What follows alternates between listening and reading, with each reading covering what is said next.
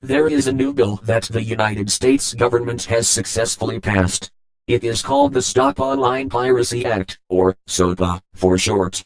Also known as the Protect IP Act of 2011. The U.S. Congressional Budget Office estimates that implementation of the bill would cost the federal government $47 million through 2016. It will cost you, the taxpayers, $47 million over the next 4 years.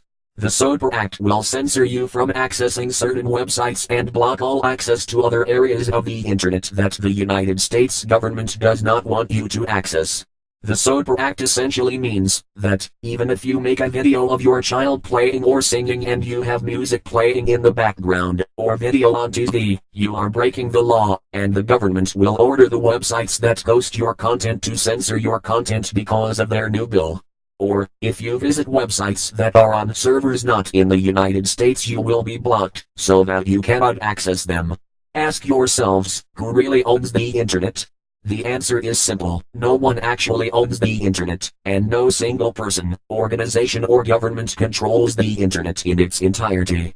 It is more of a concept than an actual tangible entity, and the internet relies on a physical infrastructure that connects networks to other networks.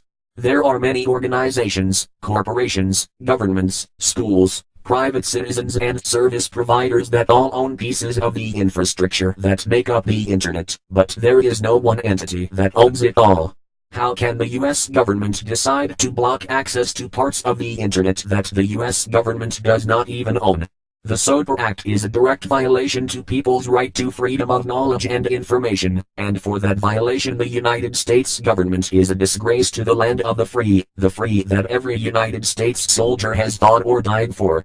The United States government is essentially telling the people of the United States that they are free to do as the government tells them. If people do not follow their rules, they will arrest them for making an attempt to learn.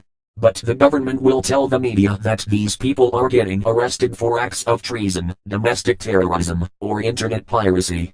As for the United States government, who gave you the right to regulate the people's right to think outside the box and use the internet as they see fit?